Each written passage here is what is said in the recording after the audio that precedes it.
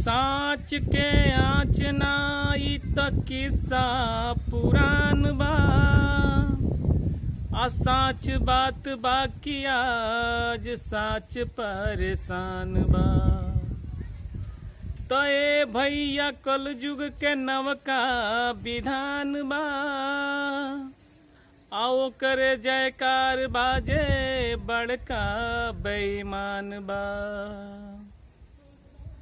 बेईमान चारू ओरिया, बेईमान चारू ओरिया, बेईमान चारू ओरिया, बेईमान चारू ओरिया।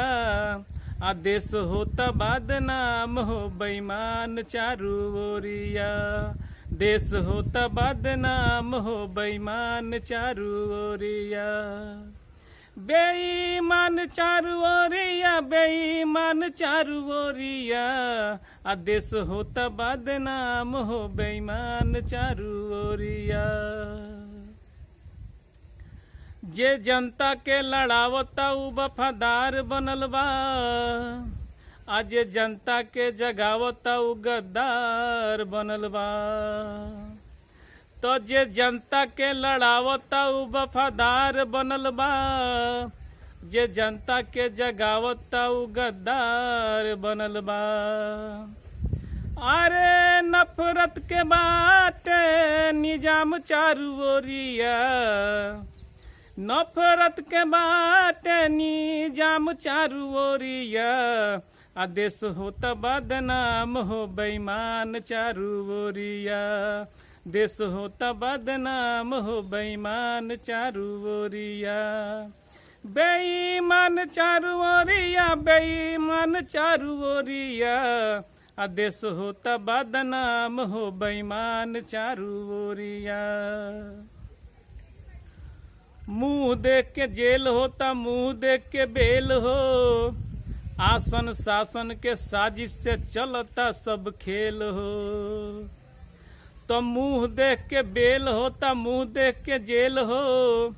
आसन शासन के साजिश से चलता सब खेल हो। अरे इंसाफ हो खाता नीलाम चारू ओरिया। इंसाफ हो खाता नीलाम चारू ओरिया।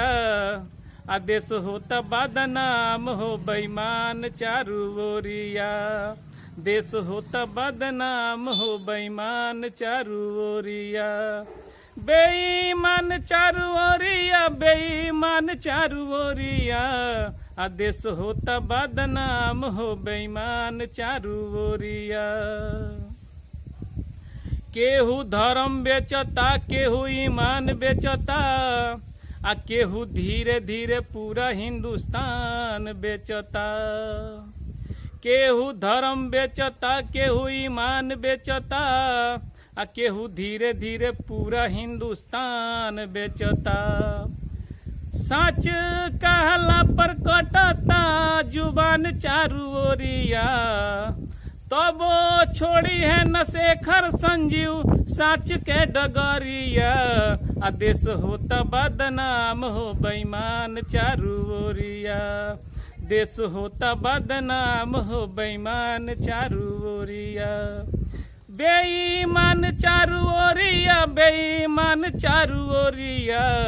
आदेश होता बदनाम हो बेईमान चारू ओरिया। देश होता बदनाम हो बेईमान चारू ओरिया।